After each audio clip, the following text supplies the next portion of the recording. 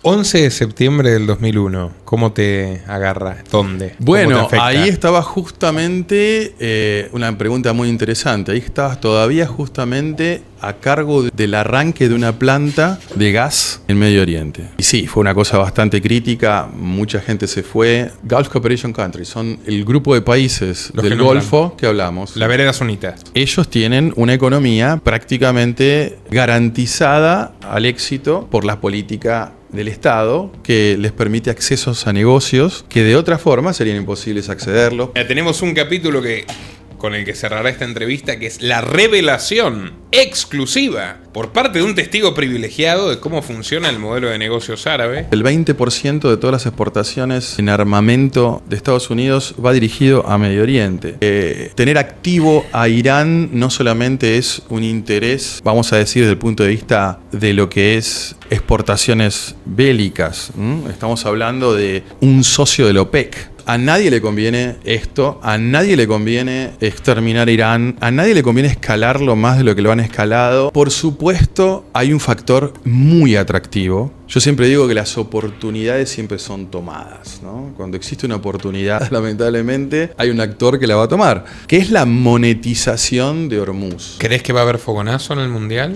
Porque es una oportunidad, digamos, para hacerte otro 11 de septiembre sí, única. Yo creo que el Mundial es un target. O sea, China todavía no vio y todavía no se enfrentó a sus propios congéneres operando fuera y poniéndoles condiciones. Todavía eso no ocurrió, pero eso va a ser la nueva China. Pero hay una gran oportunidad en un abanico de negocios que Paraguay creo que va a capitalizar en la próxima década y que lo hacen y lo transforman en un natural donde el capital va a converger y es una prueba de esto la cantidad de empresas que se están radicando europeas acá. Buenas tardes, señores, ¿cómo les va? Permítanme contarles una historia interesante. El otro día me encontré con un fiel seguidor llamado Víctor, un empresario argentino que gracias a nuestras recomendaciones se estableció en el Paraguay. Se encuentra más feliz que nunca y lo hemos entrevistado en nuestro segundo canal, El Milagro Paraguayo. Les recomiendo mucho ese reportaje. Pero no fue eso lo llamativo. Él me dijo, ¿sabes qué? De alguna manera le salvamos la vida a mi cuñado.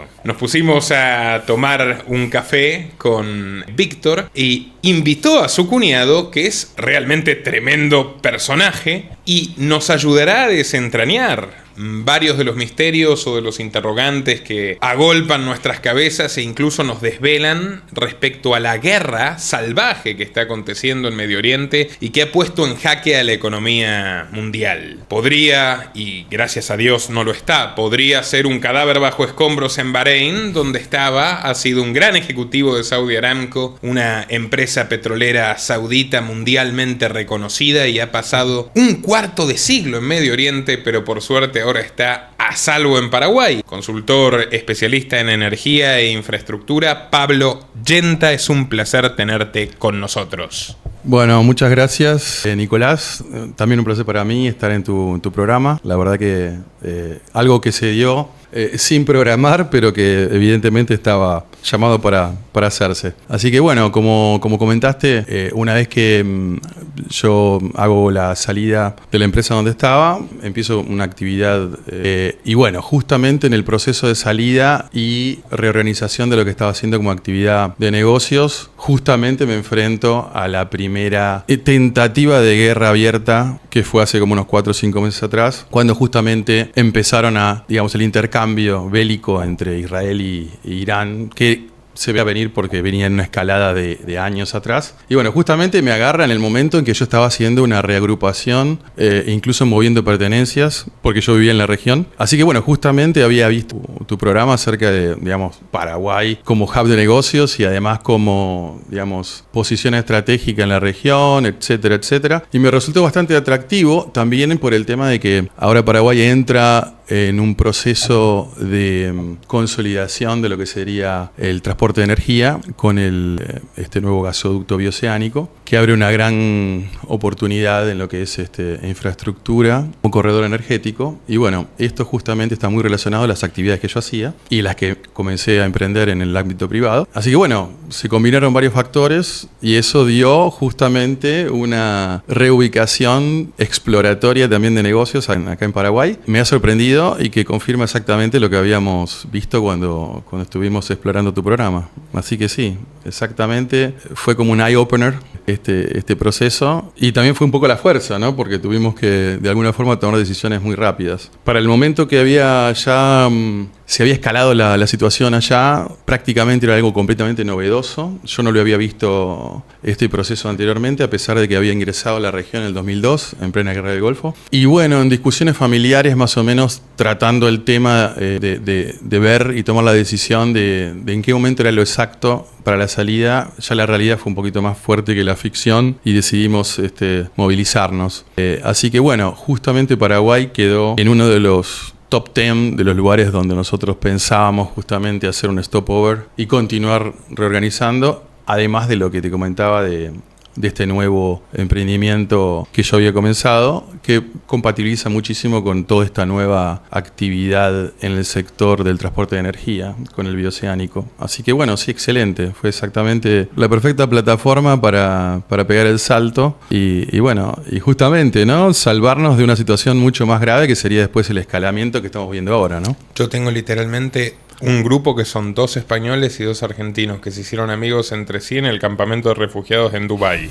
Uno, pobre hombre, había gastado $1.600.000 en propiedades y el edificio está reducido a cenizas, y la compañía aseguradora también. Así está la situación. Sí, me imagino. Y vos hoy, me imagino además, ante todo, vos sos papá. Sí, por supuesto, sí. ¿Te sentís 1000 veces más tranquilo que antes? Sí, por supuesto. Y además por el tema de que la situación, digamos, en Medio Oriente ya es un poco difícil a nivel familiar compatibilizar todos los factores, porque bueno, además del factor cultural, tenés también todo lo que sería la dinámica de la vida allá, ¿no? Entonces, se hace siempre un poco complicado, pero con todas estas amenazas ya es prácticamente imposible, ¿no? Es una cosa que ya te lleva al extremo, ¿no? Es imposible planificar algo a largo plazo o a mediano plazo. Venía un escalamiento que nosotros veíamos cuando yo estaba en la compañía, en la petrolera. Esto era una cosa bastante, digamos, común. Nosotros teníamos escenarios de amenazas que venían de los Houthis y otra cantidad de escenarios. Se planificaba mucho acerca de, digamos, el suministro de equipamiento, partes y servicios.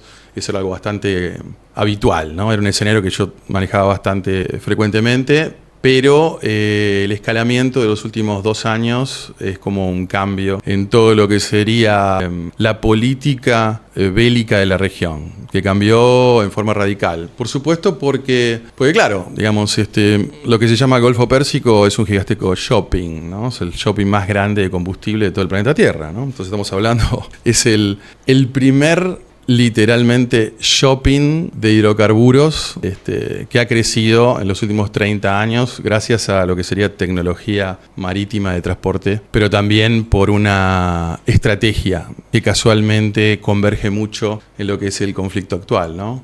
Nos vas a contar, sí. Hoy tenemos una bomba, pero que esa bomba la vamos a dejar al final de esta entrevista, que es el método de creación de riqueza árabe, ¿no? Que los ha convertido en las potencias que son, también con sus fondos soberanos, me imagino, y los capitales que significan en muchas economías occidentales, ¿no? Sí, es exacto. Para eso tendríamos que, digamos, sin adentrarnos ahora en toda la que es la temática de la creación de valor, en particular para los países de GCC, ¿no? Que serían los Gulf Cooperation Countries. ¿Cuáles son? Bueno, todo lo que sería el Golfo del lado saudita, que sería Kuwait, Arabia Saudita, Bahrein, que es una pequeña isla, Qatar, Emiratos y Omán, ¿no? Yemen es un poco la oveja negra de la región porque, bueno, Yemen tiene una historia no muy feliz, digamos. Estuvo en guerra y sigue estando en un conflicto con Saudi Arabia hace como 10 años. El Vietnam de Arabia Saudita. Sí, sería como el North Korea, digamos, de la región. Y bueno, y pertenece también al bastión de lo que sería la resistencia, entre comillas, liderada por Irán, ¿no? Entonces, sin meternos ahora en el tema de cómo se creó valor y cuál es la sabiduría en el proceso de justamente la creación de valor, en una población que originalmente no estaba preparada para este vértigo tecnológico en el cual están hoy, pero que fue realmente muy sabiamente manejada desde el momento en que se toman decisiones estratégicas en cuanto al uso de los recursos, ¿no? El recurso energético principal, petróleo y gas de la región, y cómo estos países sabiamente implementan sistemas para llevar a esta población a una modernidad y creación de valor que es sin precedentes a escala mundial. De repente un país como Paraguay, que es de los pocos exportadores netos de energía, que produce 20 veces más de lo que consume, podría aprender bastante del modelo de negocios árabe. Sí, yo creo que Paraguay de hecho lo está haciendo en una forma práctica, quizás por la misma sabiduría en el manejo de los ingresos y, vamos a decir, en la retención de capital.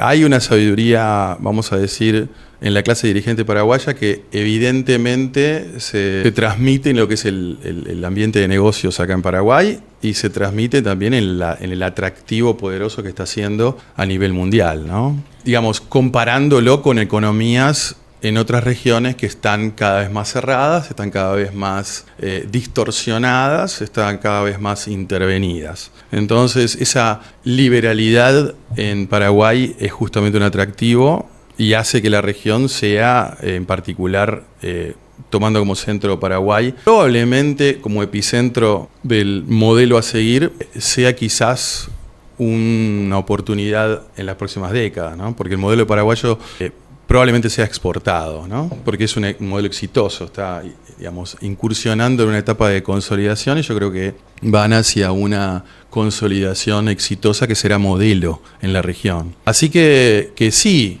sin adentrarnos eso todavía, pero bueno, este conflicto es un conflicto. Sí, podemos hablar de capítulos. Sí. Exacto. Mira, tenemos un capítulo con el que cerrará esta entrevista, que es la revelación exclusiva por parte de un testigo privilegiado de cómo funciona el modelo de negocios árabe.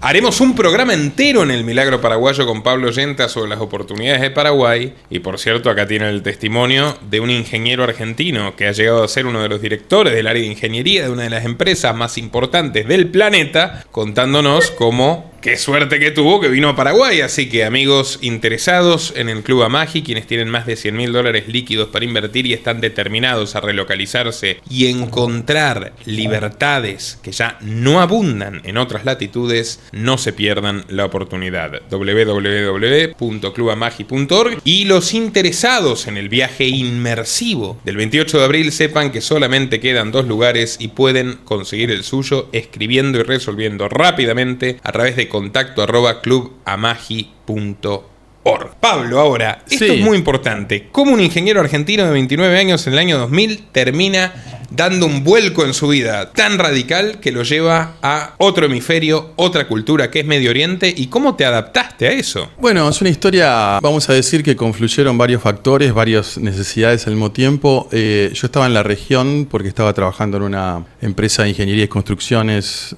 muy conocida que operaba en Medio Oriente. En este proyecto que me lleva hasta la región, había tenido un desempeño bastante atractivo por parte de la petrolera. Y luego de haber terminado este proyecto, la petrolera me hace una oferta muy tentadora. En ese momento ellos estaban buscando gente con alta exposición tecnológica para incorporar nueva tecnología a lo que sería midstream y parte de lo que era instalaciones de superficie en upstream, en el negocio. Y bueno, vieron mi perfil como un perfil atractivo para reclutar. En ese momento, como parte de la política justamente de ellos, de lo que vamos a explicar luego, ellos tratan de incorporar gente que estuviera, vamos a decir, en el upfront de lo que era tecnología en ese momento, en cuanto a sistemas de emergencia, sistemas de control, equipamiento de seguridad. Y bueno, el perfil mío resultó bastante bastante atractivo. Hice un reclutamiento en Inglaterra que duró más o menos 1 año y medio, y en ese momento era bastante complejo ellos incorporar gente que no fuera, vamos a decir, o británicos o americanos o canadienses o pertenecientes al Commonwealth, que serían australianos, New Zealanders y otra cantidad de nacionalidades. Y bueno, justamente tuvieron que hacer una especie de out of policy, o sea, hicieron una especie de excepción. Y entramos justo con otras nacionalidades. Yo también soy italiano, digamos, de nacionalidad, pero entramos con un venezolano y otros muchachos también, eran 2 más, colombianos, me acuerdo, que fueron para Upstream. Y bueno, y en ese proceso, durante el proceso de tratar de abrirse a nuevas nacionalidades y darle oportunidad a otros profesionales de otras vertientes que estaban ya en el negocio, bueno, la compañía hace esta contratación en un contrato, vamos a decir, casi imbatible. Era un contrato que era el contrato americano, que tenía prácticamente todo tipo de beneficios, y bueno, era prácticamente imposible decirles que no. Tuve la ventaja de haber tenido 3 ofertas en distintos lugares. Como la situación, digamos, de lo que era la calidad de vida fuera de lo que era el trabajo en ese momento era bastante hostil, tuve la oportunidad de elegir, digamos, de estas 3 oportunidades la que mejor me encajaba, que era la zona central, en los edificios centrales de la compañía. En Arabia Saudita. En Arabia Saudita, claro, en Daran. Daran. Sí. ¿Cómo es Daran? Y bueno, Daran es una mini ciudad. Básicamente tiene la parte, vamos a decir, urbana árabe, y después tiene un campamento específico de Aramco, que es una mini ciudad con absolutamente todo tipo de infraestructura de entretenimientos, parques, etcétera, y casas, construida en el estilo de un US Town, vamos a decir, clásico. Un pueblo norteamericano. Sí, claro, un pueblo norteamericano. Claro, tenés que tener auto, es todo, por supuesto, transporte a través de por vehículos, digamos, pero por supuesto tiene sendas para caminar y no hay ningún problema, hay unos trails para correr, etcétera. O sea, ¿qué edad tenías? ¿30 cuando llegaste? Tenía 30 cuando llegué. ¿Soltero? Estaba, sí, como casi ahí a comienzos de juntarme, sí. Y claro, y entro en la región, estoy en un assignment, todo lo que sería en el departamento de lo que era en ese momento Midstream, que sería transportes de energía. ¿Se habla en inglés en esas empresas? Por supuesto, sí. ¿Y sabés árabe vos?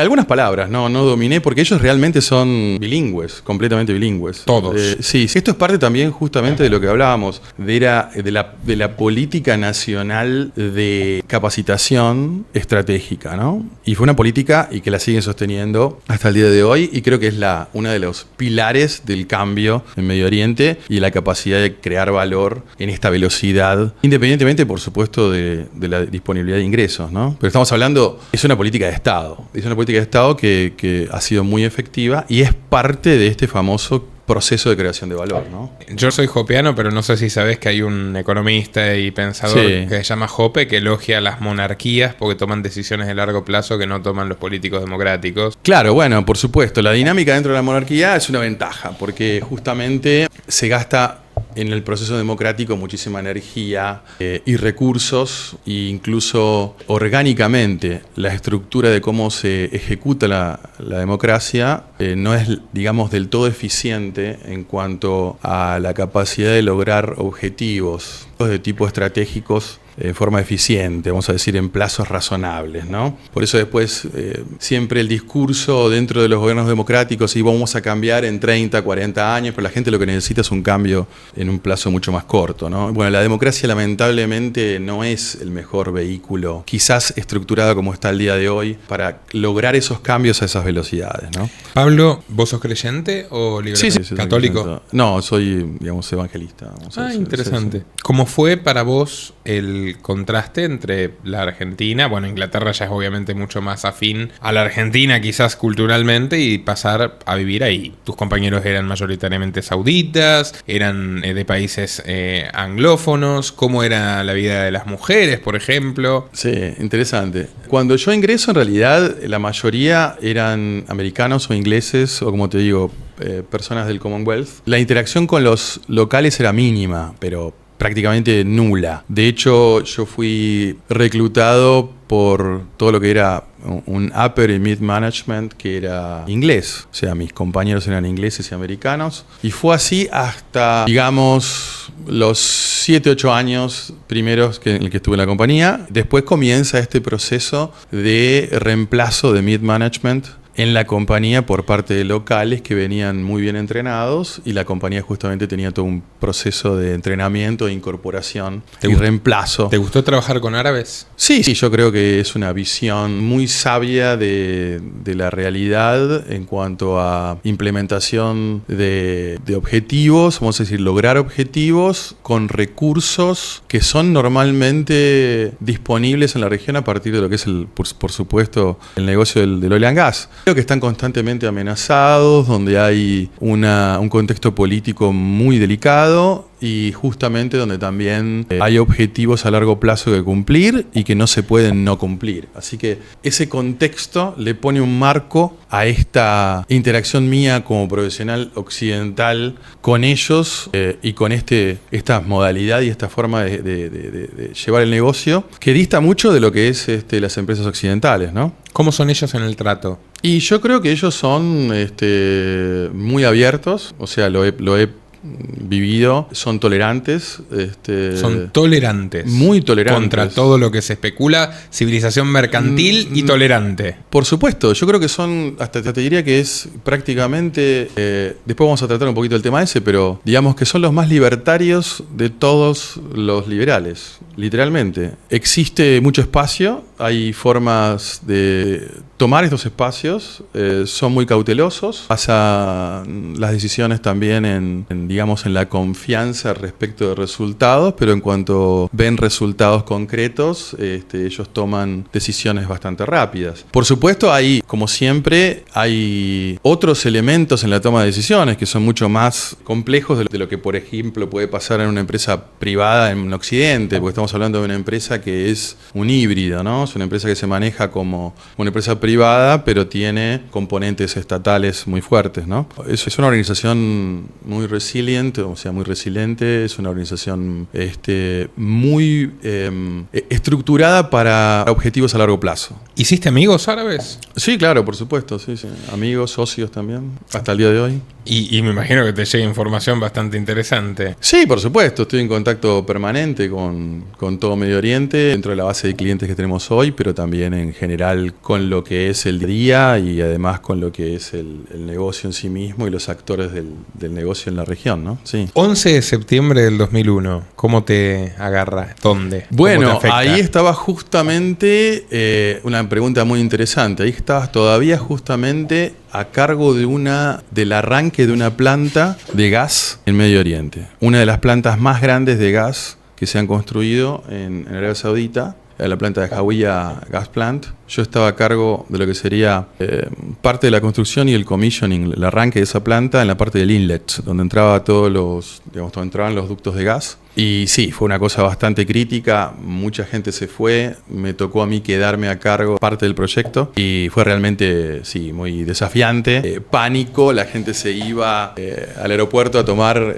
el primer avión que tenía disponible para salir de la región y sí, fue realmente una cosa que bordeó con el pánico y con la histeria, te diría, sí, hasta eso. Muchos de los proveedores se fueron, fue una cosa muy compleja. ¿Y vos? ¿Qué y bueno, no podía salirme porque estaba a cargo de lo que sería el arranque de la planta en la zona esa de la planta. En particular estamos hablando de una planta que tiene 2 kilómetros de largo por más o menos 1 kilómetro de ancho. Yo estaba justamente en la parte donde se recibía todo el gas en la planta, así que no tenía muchas opciones, tenía que continuar. Teníamos un contrato muy, vamos a decir, tight, ¿no? Muy rígido, claro, y era imposible hacer, digamos, humanamente se podía haber hecho, pero yo tomé la decisión de no hacerlo y continuar para adelante, ¿no? Después, el aplomo de un hombre de negocios. Claro, sí, había que continuar, y bueno, continué el show y bueno, y al final, gracias a Dios, fue una cosa que resultó en forma positiva. Uno de los elementos, creo que después de la toma de decisión de por qué esta empresa ve mi perfil como algo atractivo, fue justamente ese trabajo en la planta. ¿Cómo lo vivió la sociedad en aquel momento? allá? Bueno, se especuló porque era un hecho, vamos a decir, único. Yo me acuerdo que estaba es una cosa bastante cómica, pero bastante triste al momento. Estaba en mi oficina de campo y viene un muchacho y me dice, mire acá hay internet. Dice, un hindú, ¿no? Me dice, mire acá hay internet. Tiraron un edificio, hay un ataque en un edificio. Y yo le digo, este tipo me está embromando. Le digo, ¿qué edificio en dónde? Sí, Nueva York. Y sí, con un avión. Entonces yo entro, empiezo a googlear, me fijo y veo el primer avión y digo, esto debe ser un montaje, esto debe ser un armado. Una fake news. Una fake news antigua. Y de repente, a los media hora viene de vuelta y me dice, señor, vi otro avión. Pará, esto es una joda. Entonces empezamos a hablar Estamos hablando de una época donde, te cuento, no había los celulares, la aportación de celulares estaba prohibida. Estábamos hablando que había muy poca gente con celulares, ¿no? Estamos hablando en una época cuando para hacer una llamada telefónica tenías que irte a una cabina dentro de la compañía, tomar un turno, esperar para hacer una llamada telefónica fuera del país. Estamos hablando de esa época, ¿no? No habían teléfonos celulares en circulación masiva en Arabia Saudita porque estaban prohibidos. Así que bueno, fue un momento realmente único, aterrador en un aspecto, porque no sabíamos qué es lo que iba a pasar. La gente estaba completamente desconcertada.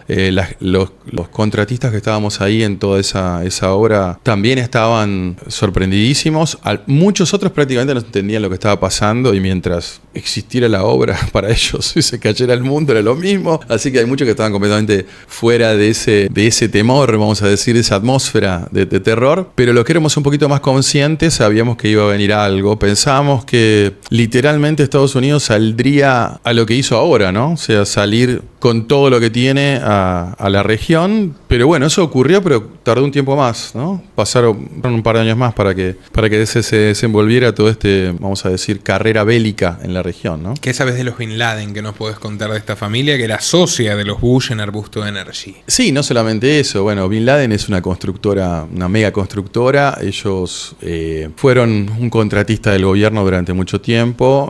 Lo sigue siendo. Creo que ahora hasta hace muy poco la presencia en el mercado es mínima, pero bueno, ellos han hecho gigantescas obras en asociación con empresas americanas que operaban en ingeniería y construcciones. Y bueno, prolífica familia, ¿no? Tenían varios personajes en distintos ámbitos y bueno, uno de ellos lamentablemente tuvo este tipo de tendencia. Y bueno, podemos ir a ahondar en otros detalles que serían cómo todo esto termina, vamos a decir, cristalizándose en la formación de lo que después se conoció como Al-Qaeda. Pero puede ser un impasse acá. Nosotros tenemos unos cuantos documentales del 11S, algunos llegaron a cientos de miles de espectadores. Y, a ver, es de público conocimiento que Estados Unidos creó Al-Qaeda en la década del 80 a través de una comisión del Senado para combatir a los soviéticos en Afganistán. Ellos pusieron a Bin Laden. Pusieron a Bin Laden porque el vicepresidente de Reagan, que era George Bush padre, era socio de la familia en Texas. Y pusieron a un saudita a dirigir a los afganos, que es un país que no limita ni tiene conexión cultural, ni siquiera étnica. Afganistán es musulmán, pero no es árabe. Y lo financiaron, etcétera, y le dieron las armas con las que después el tipo en los 90 tiró sus embajadas. Clinton dijo, lo tenemos localizado, pude matarlo, pero elegí no hacerlo. Nadie le preguntó por qué no lo mató. Y después ya sabemos lo que pasó en 2001, sirvió como pretexto para una invasión brutal. En otras palabras, ¿te tragás el cuento oficial del 11 de septiembre? Bueno, es una pregunta muy compleja, digamos, porque hay muchos interrogantes, incluso cuanto a cómo se arriba al evento, sino como al desarrollo del evento a partir de lo que estás relatando. Por supuesto, es de público conocimiento el tema de que Al-Qaeda, digamos que es un pollo de lo que era la inteligencia y la seguridad de la región, algo criado estratégicamente, eso es de público conocimiento. Ahora, ¿cómo termina la familia Bin Laden vinculada directamente a esto? Bueno, hay unas cuantas otras fuentes de información, vamos a decir. Por supuesto, hay una conexión bélica dentro de todo esto. Hay una conexión bélica entre lo que eran las operaciones de este grupo en la región. Hay una participación también en contratos en la región, vamos a decir. Pero ¿cómo termina su hijo en particular vinculado a esto? Bueno, pensemos que también todas estas familias tenían la influencia wahhabi, ¿no? Que es vamos a decir, la secta islámica más radical en Saudi Arabia. Era la secta que le permite articular hasta ese momento a la monarquía una estabilidad social que le permitía tener a la raya a muchos actores internos, pero además también entrar a la nueva era. Una era donde había una organización en cuanto a negocios y participaciones en el mercado. Esto fue de alguna forma radicalmente cambiado porque hay una cantidad de capital que empieza a fluir fuera de la región. Esta cantidad de capital se transforman en capitales internacionales que trascendían un poco a lo que era la región y ya el negocio con una, vamos a decir, estructura de control local ya no era demasiado efectivo. Entonces se hace una bisagra en las últimas monarquías en cuanto a cómo se iba a llevar el destino social y económico y cómo los actores entran en el negocio, porque ya eran capitales transnacionales. En otras palabras, hay una visión, hay un cambio de visión de cómo estos actores transnacionales que tenían en muchos casos orígenes saudíes, iban a operar en la región. Entonces el wahabismo quedaba un poco de modé y no era la forma de... Y hubo una reacción. Claro, en esa época, exacto, eso es un punto clave. Una reacción interesantemente manipulada por los servicios de inteligencia de Estados Unidos y de Israel. No sé si conoces el famoso caso de los jumping israelíes que estaban ahí, fue el 11 de septiembre y grabando todo lo que pasaba porque básicamente estaban informados de cómo se fue gestando, cómo el tipo de hecho que alojó en California a los perpetradores del atentado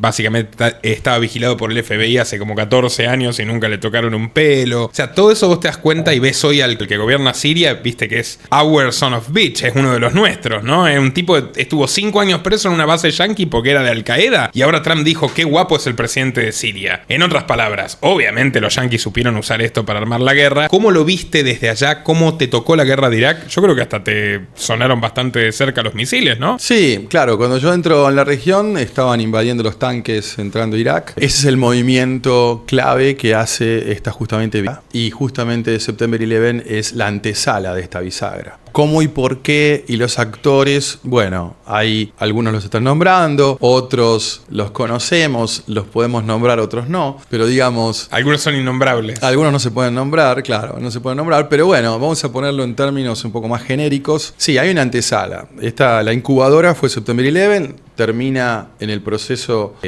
vamos a decir, consolidado del ingreso de tropas por segunda vez ya en Irak, termina con lo que sería esta bisagra para pasar a la nueva era en lo que es la captura de Saddam Hussein, el enjuiciamiento, etc. Esto es justamente ese evento que es el antes y el después de lo que se ve hoy en Medio Oriente. Ahora, tocando el tema justamente de este shopping mall del Golfo Pérsico o Arabian Gulf, digamos, para no decir pérsico, porque si no mucha gente se va a ofender, este gigantesco hub de combustibles y hidrocarburos en general, originalmente no fue pensado así. Originalmente había una diversificación. Digamos, la empresa original que controlaba el crudo en la región era una empresa Californian, la Californian Standard Oil Company, ¿no? Entonces, esta empresa, en un contrato de concesión... Los Rockefeller. Bueno, sí, pero los Rockefeller siempre fueron, vamos a decir, protagonistas de la industria del oil and gas.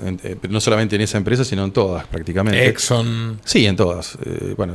Chevron. Claro, Chevron, exacto. Independientemente, digamos, de eso, el plan original no era solamente sacar crudo a través de terminales marítimas, sino que había un plan un poco más, vamos a decir, estratégico. Y esto es muy interesante, no te voy a contar ni Rukauf, no te voy a contar ningún otro... Rukauf, perdóname, que el gran analista geopolítico que te daba una zapatilla para que lo votes y cuando salías de la urna te daba la otra, ¿no? Esa gente tiene un problema de Alzheimer. Sí, sin entrar en temas, digamos, del pasado político, pero en cuanto a lo que es información y en cuanto a lo que es realmente geopolítica en la región, vamos a poner un poquito las cosas en contexto. El plan original no era realmente concentrar la salida del producto en el Golfo Pérsico. El plan original era justamente diversificar. Para ello se había construido una cosa que se llama el TAP Line, el Trans-Arabian Pipeline. Ese ducto, si vos lo ves en un mapa, en otro momento podíamos traer los mapas y mostrarlo en detalle, ese ducto es un ducto que termina en el norte de Israel. Cruza el 70% territorio árabe de Arabia Saudita, y donde termina justamente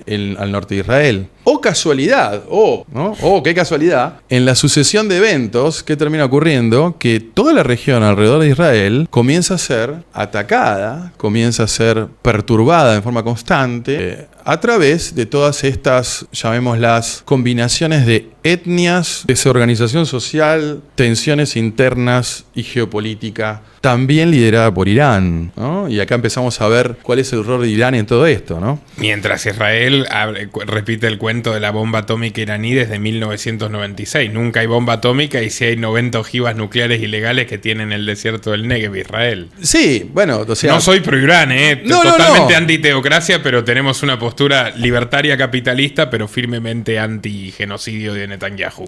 Bueno, ahí, digamos, se puede romantizar, se puede, vamos a decir, polarizar, pero lo que yo quiero decir justamente es que hay una realidad subyacente. La realidad subyacente es que originalmente distribución de lo que sería este commodity y este portfolio de commodities no era simplemente el Golfo Pérsico y no era solamente el Estrecho de Hormuz. Se habían armado redes de distribución, como te digo, el Tap Line, y casualmente, como dije, o casualidad, comienza todo este proceso de sabotaje regional de cualquier tipo de consolidación política de la región que impediría sacar estos commodities por el mar Mediterráneo. Entonces, ¿qué termina ocurriendo? Se termina concentrando la salida de los hidrocarburos en el gigantesco shopping mall, que es un shopping mall muy interesante. Es un shopping mall que tiene un guardia chiita y dos veredas, una vereda sunita y una vereda chiita. La chiita es la de Irán, la vereda sunita es por supuesto la de la parte del Golfo Árabe. Exacto. Entonces es un gigantesco shopping mall, te diría que es el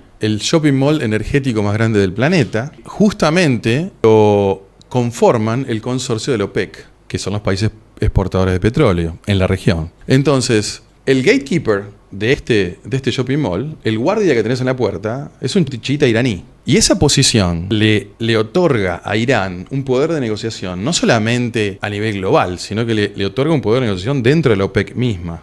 Y, casualidad, todos los planes de consolidación política de la región para sacar el crudo y el gas de esa región y moverlo a Medio Oriente, al mar Mediterráneo o a otros mercados, fracasan. Y como resultado de este fracaso, se concentra y se consolida el shopping mall. No hay competidores, es el único shopping mall para sacar productos en la región. Entonces, esto que no te lo van a contar, ni te lo dicen, ni te lo vas a escuchar en ningún lado, es una de las capas de la realidad subyacente del negocio de la distribución de energía en el Medio Oriente, que originalmente no fue planeada de esa forma. Pero vos me estás diciendo que de repente no solamente Irán está contento con todo esto. Exactamente. Un segundito que quiero hacer ahí un plano y decir, señores y señoras, esto no lo ven en Negocios TV, suscríbanse a Los Liberales que queremos llegar a los 800.000 seguidores. Pablo Yenta, sí. Qué info que me traes, Pablito. Contame un poquito más de... ¿Esto tiene algo que ver, por ejemplo, con que los supuestos dos grandes rivales, Arabia Saudita e Irán, en 2023 se sentaron en la misma mesa con China como anfitrión y empezaron a pacificar varios asuntos? Exacto, exactamente, es exactamente eso. ¿Qué es lo que pasa? Uno de los elementos de toda esta estrategia es que al consolidar la posición de este gigantesco shopping mall, no solamente el beneficiado es el grupo, vamos a decir, de la costa oeste del Golfo, sino que también la costa este en Irán mismo. Y justamente sabiendo todo esto, la constante, vamos a decir, escalada bélica en la región es un elemento que, planificado o no, podemos empezar dentro del mundo de lo naive, ¿no? Podemos hablar todas realidades de tipo naive, pero hay que ver un poquito la realidad económica subyacente, ¿no? O sea, podemos hacer teorías acerca de, bueno, en realidad no había intención, bueno, en realidad, no... De repente me estoy empezando a explicar por qué Irán tiró algunas bombas en algunos lugares aparentemente estratégicos para los muchachos de la vereda sunita, pero los muchachos no contestaron. Bueno, exacto. Hay un equilibrio que siempre existió, es el equilibrio de coexistencia entre el archienemigo Irán y los muchachos de enfrente. Esto siempre existió. Esta coexistencia no solamente favorece, como te contaba, a los muchachos de la costa sunita, sino que también de la costa chiita. Y es muy importante entender esto porque esto es justamente una de las capas de los negocios que están detrás. No solamente acá estamos hablando del negocio de sacar el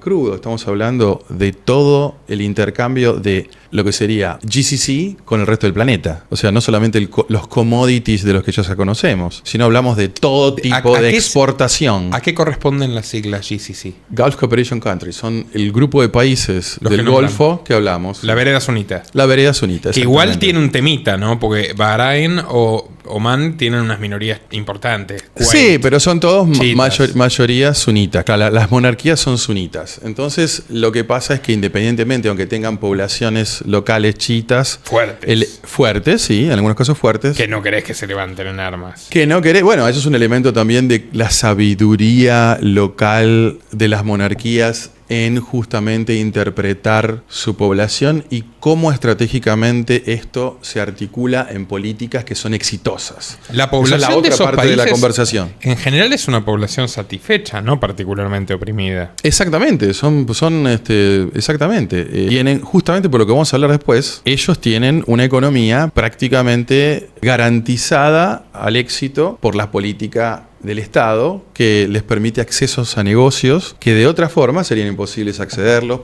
en un esquema occidental, ¿no? Los fondos soberanos me sorprende el poder que tienen, ¿no? Por ejemplo, el fondo de Qatar, el fondo de los Emiratos, que te mueve de repente el precio del Bitcoin o del oro a nivel mundial fuerte. Incluso ahora dicen que está bajando el oro porque están liquidando algunas de las tenencias de oro con las que ganaron. Después recomprarán, ¿no? Sí. ¿Cómo la ves? Bueno, justamente, esto es parte de la estrategia de la que hablábamos, ¿no? Antes de la estrategia, sí. Estados Unidos le está pasando muy mal, porque vos acabas de plantear un escenario donde los vecinos de ambos lados de la vereda, que son gente bastante más astuta y productiva, me parece, que Donald Trump y sus bombas, y que el genocida Netanyahu, están ganando con todo esto. Estados Unidos le está pasando horrible, el petrodólar está suicidándose, quizás es parte del plan, pero todo da la impresión de que este tipo está chantajeado, presionado y obligado por el lobby israelí, porque no tiene ningún incentivo en haberse metido en este berenjenal del cual ahora parece querer salir. ¿Cómo lees todo lo que está pasando? Y Trump con una popularidad del 30%, la más baja desde Richard Nixon en Estados Unidos. Bueno, como te digo, hay que interpretarlo también dentro de lo que sería la ruta del dinero, ¿no? O sea, el negocio subyacente es un negocio mucho más complejo. Yo voy a decir una cosa que es un poquito más disruptive de todo lo que uno puede escuchar en los medios mainstream. Sí, vamos a decir convencionales, ¿no? Acá hay un negocio de distribución de estos commodities. Estamos hablando de muchas facetas. Y el rol de Irán tiene una componente que es la componente que yo llamo el enemigo perfecto. ¿Por qué? ¿Por los malos, teócratas y tal? No, vamos al negocio de nuevo. Volvemos let's go back to business, ¿no? O sea, vamos a explicar esto desde el punto de vista del negocio. El único que podría hacer esta joda en Hormuz que los enriquece a todos es Irán. Claro, te lo digo en números. O sea, el 20% de las exportaciones de Estados Unidos en armamento, ¿quién se la lleva? Arabia Saudita. GCC, porque no solamente Arabia Saudita compra, sino que compra también Emiratos, compra Qatar, etcétera, etcétera. Pero además se lo lleva Israel. Claro. Entonces, si vos tocas Irán, si Irán mañana pasa realmente al obliteration que dice Trump, ¿cómo queda el negocio en la región? ¿A dónde va a parar el negocio? Entonces, Irán, en realidad, no es vamos a decir, un actor plausible de eliminar. Es un actor necesario. Por otro lado, cuando se hacen budgets vamos a decir, de seguridad en estos países de la región, Irán es uno de los argumentos de seguridad. Claro, ¿no? Exactamente. Es uno de los argumentos número uno para presupuestar. Cuando se va a presupuestar en la región y ponemos números, los escenarios bélicos, ¿con quién son? ¿Con Taiwán? ¿Con quién son? ¿Con Portugal? No, son con Irán. Entonces, Irán es el enemigo perfecto. Es el enemigo que te mantiene el equilibrio de tu negocio en la región. Es el enemigo perfecto para Estados Unidos. Es el enemigo perfecto para todas las monarquías. Y realmente nadie quiere eliminar a Irán. Además es un socio en la región del shopping mall. Me estás hablando de qué linda guerra perpetua, ¿no? Bueno, es un escenario, te diría que... Para los vendedores de la muerte, ¿no? Del complejo militar industrial yanqui. Bueno, es un escenario que no se puede negar, ¿no? Estamos hablando hablando de que cuando uno lo ve en números, te vuelvo a repetir, el 20% de todas las exportaciones en armamento de Estados Unidos va dirigido a Medio Oriente. Tener activo a Irán no solamente es un interés, vamos a decir, desde el punto de vista de lo que es exportaciones bélicas.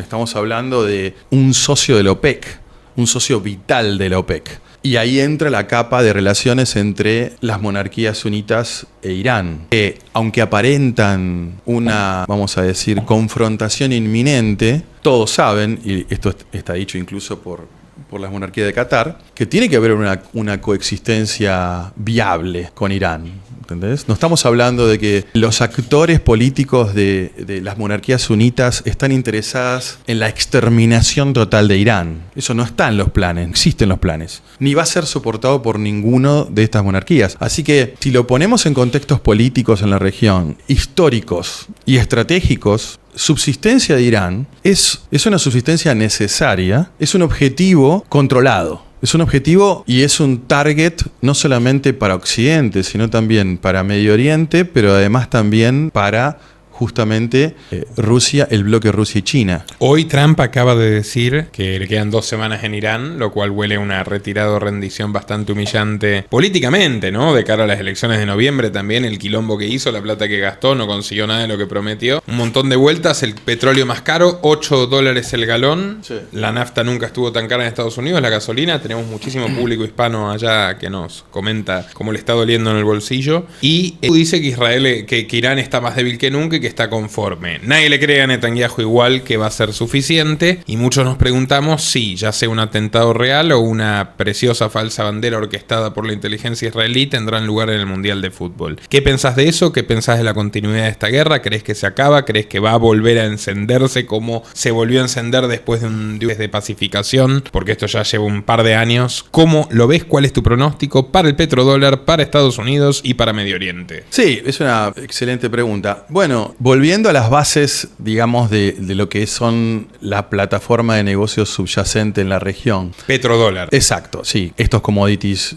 que están de moda, en un futuro probablemente no estén más de moda. Pero ¿qué bueno, es el petrodólar para el que no entiende de lo que nosotros estamos hablando porque está fuera del mundo de los negocios energéticos? Bueno, básicamente desde Nixon hasta el día de hoy hay una sustitución en lo que sería el respaldo del dólar frente a las transacciones de commodities en gran escala. Los commodities energéticos son unos grandes pilares del sostenimiento de demanda de moneda. Así que desde Nixon hasta el día de hoy estamos hablando de que el dólar tiene uno de los grandes pilares en las transacciones en el mercado energético por pactos internos que ya vienen desde mucho antes de Nixon, continúan haciéndose en dólares. Y esto arrastra toda una economía general en todo el mercado de energía mundial, ¿no? Entonces, digamos que los petrodólares serían como un tag, vamos a decir, un label, una etiqueta que se le da a justamente este conjunto de intercambio monetario a cambio de commodities, que es uno de los pilares del sostenimiento de la moneda, ¿no? Irán ha demostrado que ni las sanciones, ni siquiera que le maten al ayatolá, nada de esto les complica la vida como parecía que se les iba a complicar. Vos nos acabas de dar algunas explicaciones bastante nítidas de que hay más interesados en que el shopping mall florezca, pero claramente no es una buena noticia ni para la industria americana ni para la primacía del dólar a nivel monetario en el mundo. Entonces te pregunto, ¿estamos asistiendo a un gran cambio de viento geopolítico y cómo le pega esto a China? Bueno, justamente China quiere pacificar un poco las cosas, porque justamente China es uno de los afectados en todos estos movimientos. Volviendo a tu pregunta anterior, que es digamos la continuación de la que me estás haciendo ahora, mi pronóstico es que Estados Unidos en esta guerra, vamos a decir, de reposicionamiento de Irán, no es una guerra abierta, estamos hablando de una guerra controlada, es una guerra, vamos a decir, programada. Sí, controlada también porque no pudieron llegar más lejos de lo que... Creo que Estados Unidos, digamos, si lo ponemos en términos bélicos, tiene capacidad de esto y mucho más. El tema es que hay consecuencias en, digamos, escalar esto. Claro, Estados Unidos es muy consciente del escalamiento, no lo puede hacer. Posibilidades militares, pero no económicas. Exacto. De asumir el costo. Exacto, no solamente económica, sino que además, como te digo, el exterminio de Irán no es un buen negocio. No es un negocio para nadie. No es un negocio para la OPEC, no es un negocio para Estados Unidos, no es un negocio para China, no es un negocio para Europa. No es un buen negocio exterminar a Irán. El reposicionamiento, que es exactamente lo que hace Estados Unidos con esta guerra, digamos que tiene objetivos cumplidos. Tiene objetivos cumplidos claros. Por supuesto, ¿cuáles? Bueno, que justamente parte del elemento del control del estrecho de Hormuz, la capacidad misilística y lo que sería la defensa aérea de Irán es prácticamente, vamos a decir, reducida a lo mínimo. A lo mínimo que consideran en este momento suficiente para continuar la subsistencia de Irán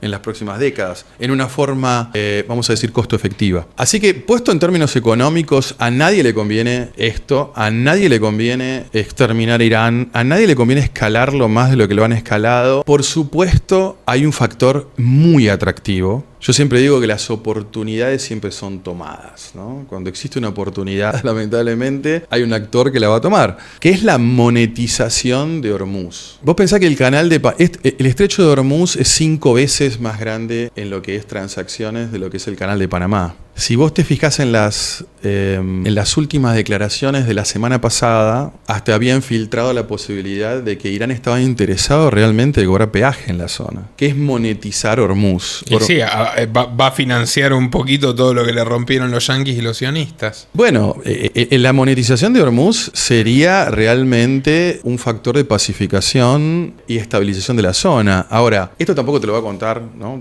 Para los que nos están viendo, esto tampoco te lo va a contar, no sé, el mainstream de noticias, ¿no? Pero bueno, vamos a lo práctico. Esta oportunidad... Vos que seguramente habrás leído mucho Wall Street Journal, Financial Times, The Economist, etcétera, es bien pobre el periodismo económico en español, ¿no? Es bien pobre, pero también, bueno, hay, como te digo, hay actores, ¿no? No podemos ir al mundo naif de la interpretación de que todo esto es abierto, que no hay distorsiones en los mercados. ¿Qué rol juega BlackRock en todo lo que está pasando? Bueno, BlackRock es que parte... está haciendo un corralito, por cierto. Que bueno, que justamente BlackRock es parte de esta bisagra que comienza September 11, continúa y es parte de la era. Vamos a decir, esto es público igualmente, así que lo que voy a decir ya no es más... Para tu información, los ductos de crudo en Arabia Saudita fueron licitados en un leaseback, una transacción donde se le entregó a un consorcio conformado justamente por BlackRock y otros inversores locales, la operación, vamos a decir, la renta de la operación de ductos de crudo dentro de Arabia Saudita. Larry Fink.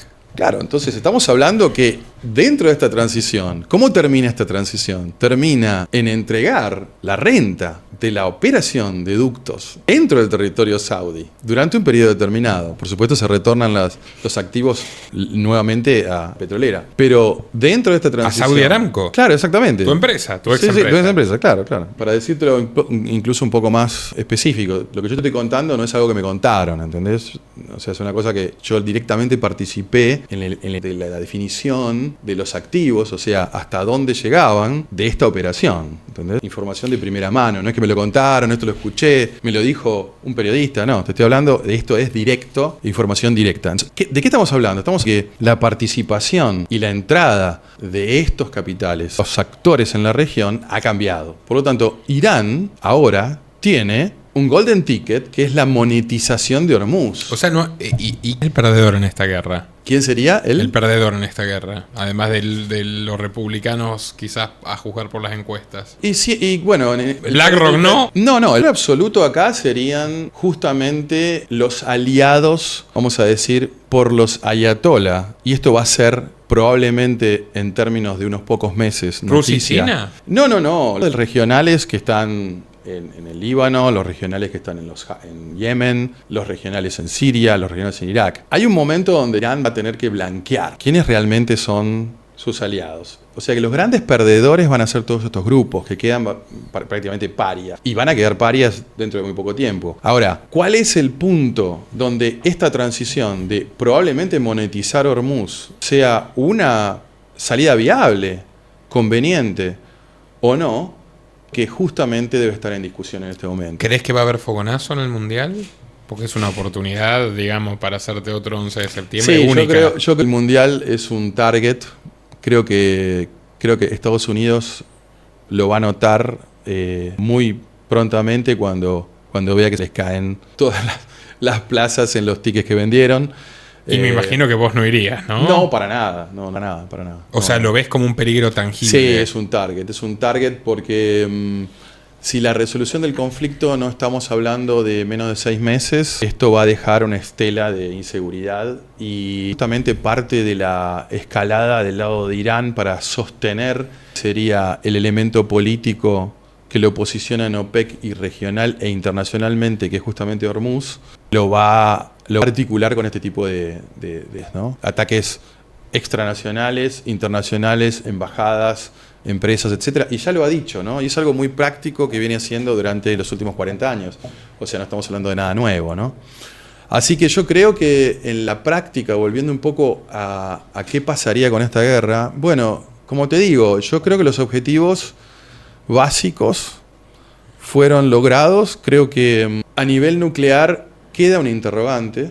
Hay que entender también que Irán sigue siendo un estado proxy de Rusia y China, sigue siendo un territorio donde las potencias bélicas actuales se observan, se estudian. Se miden. Sí, se miden también, sí. No las armas se testean, pero se miden. Yo creo que Estados Unidos debe salir. No tiene opciones. Estados Unidos debe salir por muchas razones. Y una de las razones es justamente el grado de exposición que tiene a nivel bélico en la guerra. Cuanto más se quede, más expuesto está, más se debilita su posición. Y creo que Trump entiende perfectamente eso, y creo que justamente lo que va a hacer es un cierre de esto. Yo calculo que no más de 2 meses. Según él, en 2 semanas lo quiere cerrar, pero sí, viste que su palabra sí. No, porque hay está tan devaluada como el dólar. Sí, hay otra cantidad de elementos que todavía yo no los veo convergiendo. ¿Y qué le va a pasar a la economía de Estados Unidos? Pues sinceramente vos lo ves, están hechos mierda, enfermos de deuda, de déficit, nadie le quiere comprar los bonos del tesoro y Japón está que explota. Sí, bueno, Estados Unidos sigue teniendo una demanda de moneda creciente. Hay una estrategia clara que es de controlar los bloques en todo lo que sería las Américas, ¿no? De dólar, esto lo vimos en el 2008 y pasó, digamos, todos los doomsday gurus fallaron. O sea, hacer un pronóstico de que el dólar va a desaparecer mañana realmente no es un pronóstico muy acertado ni tampoco cercano a la realidad. Pero se está debilitando progresivamente. Claro, Estados Unidos está padeciendo un proceso, vamos a decir, controlada. Es una devaluación que ellos necesitan hacer. Y es una devaluación que en el contexto actual de cómo se conciben las nuevas economías, con la presencia amenazante, constante y creciente de China, era necesaria. Es la respuesta necesaria a la existencia de China. Digamos, el bloque asiático es cada vez más fuerte, no hay forma tecnológicamente de controlarlo, así que recurren a las viejas, vamos a decir, técnicas monetarias obsoletas. Y acá viene un término, me voy a colgar de este término que es muy, digamos, lo que yo entiendo, que explica mucho cómo es la economía o la dinámica de las modernas, ¿no? Y para eso habría que definir un poco lo que es la pobreza, ¿no? Por cómo llega la pobreza y cómo la pobreza se establece en un país, ¿no? Digamos que la pobreza es un índice de tu obsolescencia. Cuanto más obsoleto te pones, más pobre te haces. ¿Ves? Esa es una definición que encaja muy bien para cómo es la dinámica o cómo se ve la dinámica de la economía actual, ¿no?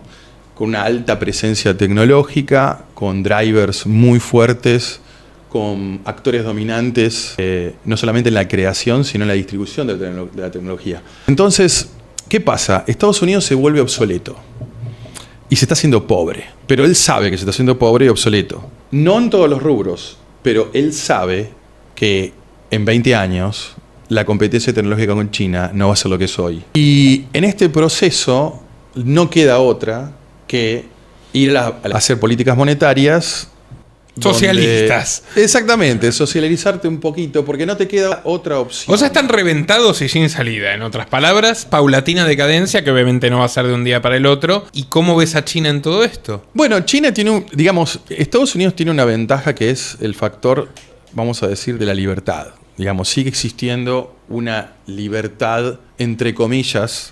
Menos que la que hay en Paraguay, mucho menos, ¿eh? Sí, claro. Bueno, sí, en algunos aspectos mucho menor. Es decir, que todo el aparataje de impuestos es parte de esa, vamos a decir, falta de libertad. Pero al margen de eso, vamos a decir que Estados Unidos sigue siendo estructuralmente más viable que China. China tiene factores internos que todavía no emergieron. Problemas de cálculo económico como el tema de las hipotecas. Las hipotecas y tratar de manejar la economía interna en una olla a presión, que tarde o temprano, cuando los poderes se transnacionalizan, digamos, cuando el capitalismo que practica China crea tanta riqueza que la riqueza se hace transnacional. Entonces, cuando vos estás parado adentro y afuera y sos un capitalista chino, vamos a decir, las reglas ya no las pone el gobierno, las pone justamente los intereses transnacionales generados a partir de China. O sea, China todavía no vio y todavía no se enfrentó a sus propios congéneres operando fuera y poniéndoles condiciones. Todavía eso no ocurrió, pero eso va a ser la nueva China. Los actores transnacionales chinos que se sientan a negociar justamente con el poder político local. Y ese es el nuevo desafío chino. Y Igual, ojo, que desaparecieron al muchacho ¿te acordás?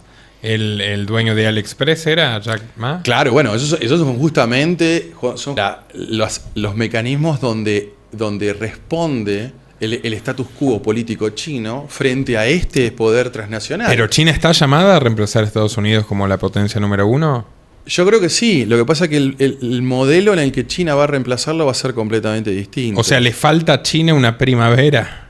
Le faltaría a China, exactamente, hasta que China no tenga su propia primavera corporativa, vamos a decir, porque no va a ser la primavera... ¿No van a dejar de ser el Partido Comunista? No, yo creo que ellos continúan, pero van a tener que blanquear las relaciones entre sus propios poderes transnacionales y el control interno político. Ellos van a tener que negociar con los AliExpress, van a tener que negociar con los Alibaba, van a tener que negociar con sus propios capitales fuera de China y los intereses más allá de China, que evidentemente, por supuesto, están comandados, tienen una parte comandada dentro de China, pero se siguen acumulando. Entonces, a medida que acumulás poder fuera de la frontera, y te termina pasando lo que le pasó al Imperio Romano. O sea, a medida que vos creás riqueza fuera de tu frontera, te enfrentás al problema de que retener esa riqueza tiene un costo, la retención fuera de la frontera tiene un costo y además tiene un dueño. Es tu contraparte con la cual vas a tener que negociar para ver cómo seguís. Y todavía China no lo enfrentó. Pablo, si vos sos un empresario norteamericano, pequeño empresario norteamericano y tenés la oportunidad de relocalizarte por caso en Paraguay, ¿lo harías? Porque se ve claramente que el deterioro de las condiciones de vida en Estados Unidos parece que va a seguir. Bueno, sí, por supuesto. Paraguay es un hub emergente de negocios. Paraguay, digamos que es el hub occidental más parecido a lo que serían las economías low tax de Medio Oriente, en particular los GCC countries, como hablábamos. Es un país donde el costo operativo es bajo y, digamos, el nivel de riesgo es todavía moderado a bajo y con tendencia a la baja. Así que, por supuesto que sí. Por supuesto hay consideraciones en cuanto a lo que serían las economías de escala, pero hay una gran oportunidad en un abanico de negocios que Paraguay creo que va a capitalizar en la próxima década y que lo hacen y lo transforman en un natural donde el capital va a converger y es una prueba de esto la cantidad de empresas que se están radicando europeas acá y la cantidad de vamos a decir, bancos que están evaluando el desembarco muy prontamente. Así que sí, por supuesto que sí, claro, exacto. Muchas gracias por tu perspectiva, porque la verdad es un testimonio valioso. Ayer cenaba con un inversor español y su esposa asturiana, la verdad, una pareja maravillosa que también ve aquí nuevos horizontes. Y bueno, les recuerdo a quienes quieran venir al viaje inmersivo el 28 de abril, el mejor networking de Paraguay, con un grupo de personas extraordinariamente interesantes y compañía permanente de mi persona y el equipo de los liberales. Pueden hacerlo a partir de $6.000, contacto@clubamagi.org. Y, estimados amigos, continuamos con la pregunta final del día de hoy, que es: ¿cuál es la clave de la riqueza secreta de los países árabes? Bueno, es la primicia que vamos a dar hoy. Y bueno, un gusto de poder compartir estos conceptos acá en tu programa. Bueno, básicamente la estrategia de las monarquías, en particular de estos países que hablábamos, del Golfo, es que ellos supieron interpretar a los recursos humanos que tenían a tiempo. Y en esta interpretación y esta lectura de la realidad también supieron, quizás por la dinámica del negocio o del foco del negocio donde estaban, que era el negocio de oil and gas, los forzó a materializar una estrategia de crecimiento y creación de valor que es prácticamente inédita, porque es un modelo prácticamente inédito y que a ellos les ha funcionado muy bien. Y se trata de la diversificación de la renta. Y la diversificación de la renta se hace en forma estratificada. Y vamos a hablar esto en particular, que esto es para, digamos, tu audiencia, que a veces, digamos, en general, debido a que hay un mainstream de información que polariza demasiado la visión de cómo es la economía mundial, termina, vamos a decir, creando recetas un poquito obsoletas a cómo es la producción, a la generación de riqueza, vamos a decir, en la economía mundial con la presencia tecnológica creciente que tenemos. ¿Y a qué me refiero con esto? Que los antagonismos del modelo socialista, del modelo capitalista, ya realmente quedan obsoletos como recetas. Y Medio Oriente ha sabido interpretar esto, lo ha sabido leer muy bien. Ha sabido traer una nueva fórmula en la ecuación de la creación de valor. ¿Y cómo lo hace? Bueno, ellos lo hacen habilitando la entrada a negocios prácticamente a toda la población. Es como si yo te dijera, bueno, a partir de ahora, tu familia, Moraz, bueno, va a tener la representación exclusiva de, llamémoslo, Coca-Cola. Por no decir, bueno, si se puede decir marcas, no habría problemas. Sí, sí.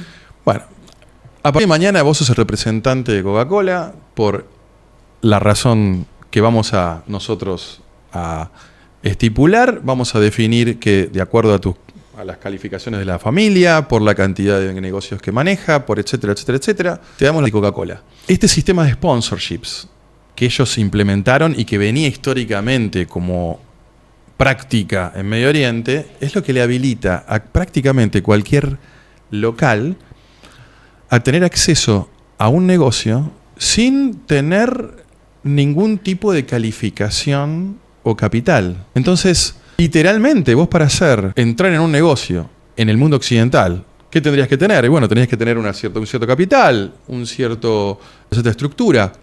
Hay una barrera de negocios que es, digamos, necesaria para entrar en cualquier tipo de negocios en el mundo occidental.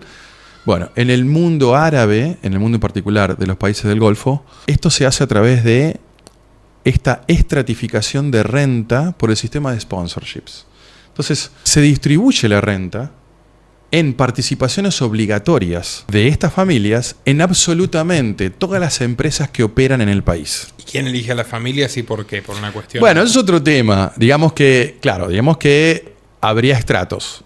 ¿Okay? Tendríamos estratos que van desde lo que se llamaría un estrato político cercano a la monarquía a grupos ya consolidados empresariales y va todo hasta abajo, hasta literalmente el mini market de la esquina. ¿Por qué decís que Paraguay se parece bastante a ese modelo dentro de lo que es Occidente? Porque Paraguay, al sacar el elemento taxation, vamos a decir, multifacético que tienen todos los países occidentales, al simplificar al máximo, con exactamente, y a la capital en la economía, prácticamente al alcance de cualquiera, vamos a decir, prácticamente al alcance de cualquiera, ellos bajan la barrera de entrada al negocio.